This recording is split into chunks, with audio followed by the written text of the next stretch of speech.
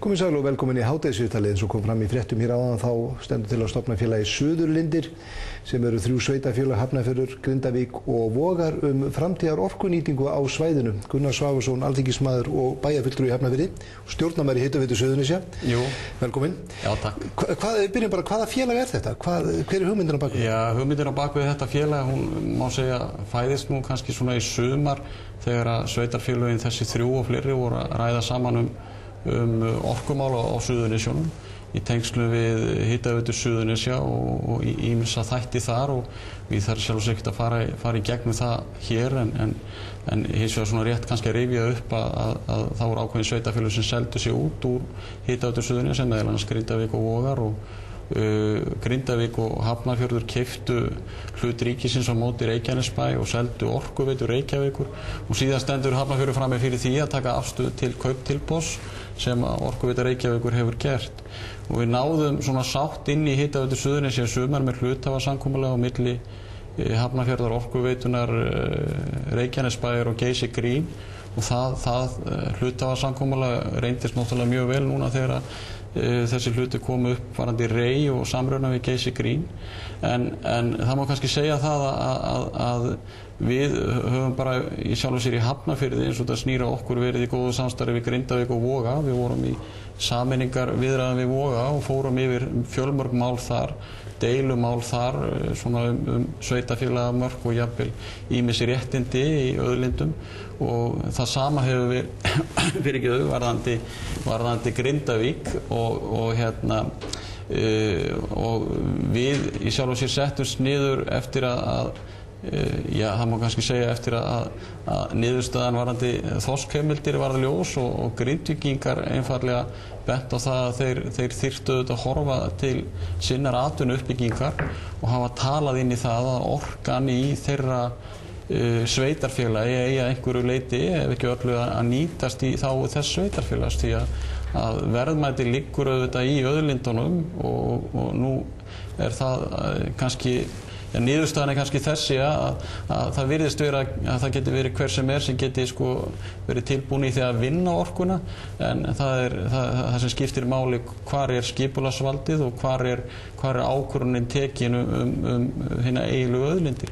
Hvernig skiptist þetta félag á milli þessara 3 sveitarfélaga? Hugsun á þessu félagi sem ber vinnuheiti Suðurlindir er þannig að þessi 3 sveitarfélög eiga jafnan hlut og nú verður einfaldlega að koma í ljós hvað menn ætla að setja miklar eignir inn í þetta félag. Það má vel vera að það verði óverulegt, það má líka vel vera að það verði að einhverju leyti ákveðið svona eignamyndun í félaginu en fyrst og fremst er þetta fyrst í stað til þess að fara yfir má segja þennan auðlindagarð sem er í þessum sveitarfélögum 3 og leið að fara yfir sameiginleg skipulagsmál og annað. Við höfum öll staðið frammi fyrir því til dæmis að þurfa að svara spurningum frá Landsneti varðandi línumannvirki og viljum gera það núna í sameiningu því að í staðinn fyrir það hvert og eitt sveitarfélag sé að svara og síðan horfum við á það að fara yfir umhverfisþætti og náttúruvernd og ýmislegt annað í þessu.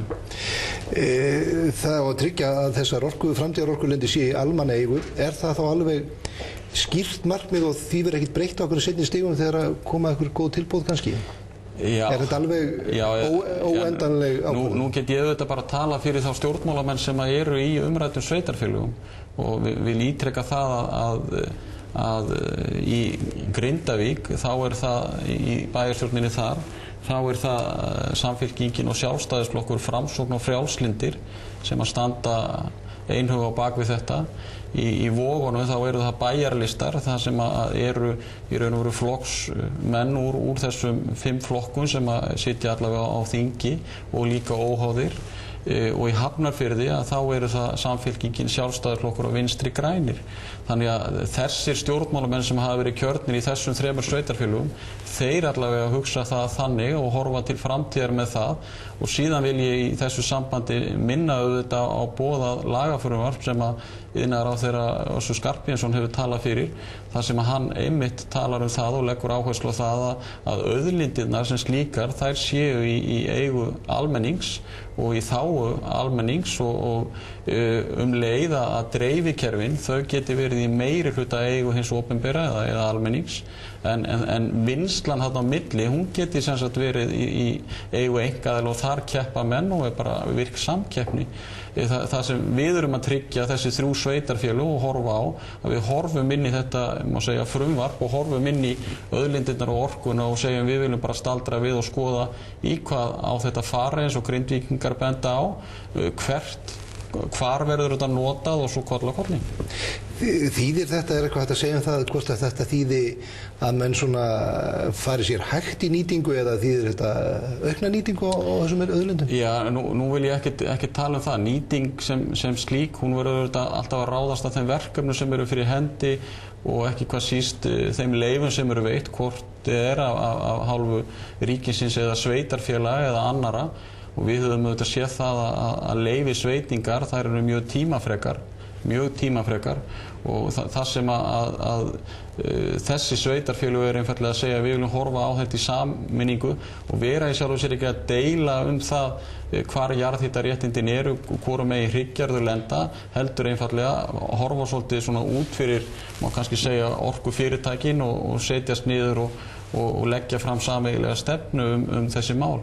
Nú auðvitað eru örugglega ýmsir innan sveitarfélagana og sama hvort að það er í Hafnarfirði, Grindavík eða Vogum sem segja já, nú skulum við bara rjúka af stað, við skulum bara þróa þetta félag yfir í það að vera orkufyrirtæki líka sem þá orðið fyrirtæki sem fer í samkeppni við önnur orkufyrirtæki, hvort sem það er Hitaveita Suðurnesja, Orkuveita Reykjavíkur eða Landsvirkjun, en fyrst í stað þá vorum við fyrst og fremst að hugsa það og það eru auðvitað leiðarlínurnar og ekkert fyrst í stað leiðarlínurnar eru þær að þetta sé félag sem að haldi utan orkulindirnar og skoði þær í víðu samhengi með tilliti til meðal annars umhverfismála og skipulagsmála og framkvæmdamála. Nú ert þú eins og komin á því upphafi í stjórn Hitaveitu Suðurnesja. Stangast þetta eitthvað liti á? Nei, það gerir það í raun og veru ekki. Ég er búinn að sitja í stjórn Hitaveitu Suðurnesja í 5 ár og auðvitað hafa inn í stjórninni stundum verið átök og ég hef annarkvort verið á móti eða setið hjá í ýmsum málum, stórum sem smáum og það er eins og gengur og gerist í stjórnum fyrirtækja eða í stjórnmálum og í sjálfu sér stangast þetta ekki á því að Hafnarfjörður þar hluthafi Vogar og Grindavík og við einfaldlega bendum á það í þessu sambandi að Hitaveitan hefur nú þegar fengið rannsóknarleyfi til þess að vinna rannsóknir á umræddum svæðum en það er samt sem áður ekki þannig að menn séu búin að semja nýtingaréttin eða í raun og veru hvernig við horfum á það og þá vil ég vísa til þess sem Grindvíkingarnir hafa verið að halda á lofti að þeir telja það að það eru breytingar sem hafa orðið á þeirra samfélagi í sumar með hliðsjón af niðurskurði þorskkvóta að þeir þurfi eitthvað í staðinn og það þurfi að styrkja atvinnureksturinn hjá þeim og ef að þeir horfa bara inn í sitt samfélag þá segja þeir já, orkan það sem við höfum. Við verðum einhvern veginn að tvinna þetta saman við samfélagið í Grindavík. Þýðir þetta einhver leyti einhvers konar við nota bara þá orð stóriðju eða einhverju svona mikla starfsemi þá á þessu svæði sem orkan kemi sem við út orku í? Já, þú meinar að það sé komin olíuhreinsistöð í Grindavík? Já, til dæmis. Nei, ég ætla ekkert að segja til það hvort að við séum að boða einhverja stóriðju. Ég bendi auðvitað á það að grunnurinn að þessu hann snýr að auðlindunum og ég segi nú hvernig hefðu við fengið Vinstri græna með eða jafnvel Samfylkinguna eða aðra flokka sem það er nú vissu umhverfistengingar í öllum flokkum ef við varum að fara að boða einhverja stórkostlega stóriðju eða hvað sem er. Það fyrst og fremst verið að tryggja svona ákveðna hagsmuni sem snúa þessu. Það verið að snúa bökum saman líka í þessari umræðu í staðinn fyrir það að hver og einn sé að rífast við hvern annan og ég á ekki vona öðru en að Suðurlindir geti talað við hvern sem er á þann hátt sem við höfum gert, sveitarstjórnarmenn og stjórnarmenn í Hitaveitu Suðurnesja. Þannig ég held að aðrir þurfi ekkert að hræðast þetta.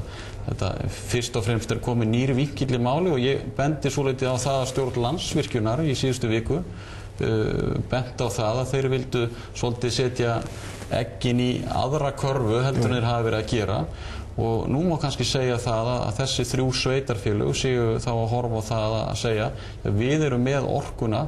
Akkur eru það orkufyrirtæki sem tekur ákvörðun það hvert eggin eiga að lenda. Akkur eru það ekki við og íbúar sveitarfélagsins, þannig að það endurspegli sig í gegnum kjörna fulltrúa og þá stefnu sem að flokkarnir standa fyrir. Nú má vel vera að það verði átök síðan það í sveitarfélögunum í hvað orkan á að fara en þannig bara lýðræði. Það bara þannig að við erum stundum ósammála. En við erum allavega sammála allir flokkar í þessum 3 sveitarfélögum að þetta farsælt skref. Það farsælt skref að staldra við og horfa á þessar gríðarlegu orkulindir sem eru að vissuleyti framtíðar orkulindir á Reykjanesi. Þar í þessum 3 sveitarfélögum og við auðvitað bara boðum gott samstarfi alla í þessum efnum eins og þessi sveitarfélög hafa alltaf staðið fyrir. Örstuð þetta tíminn búinn í lokin.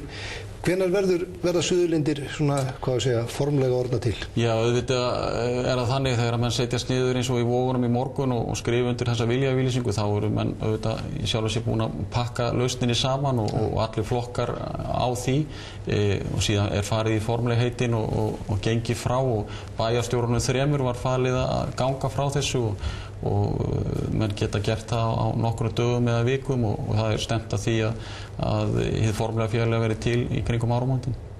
Gunnar Svavarsson, takk fyrir það. Takk fyrir. Á þessum nótum þá ljúkum við hádegisviðtalinu. Verið sæl.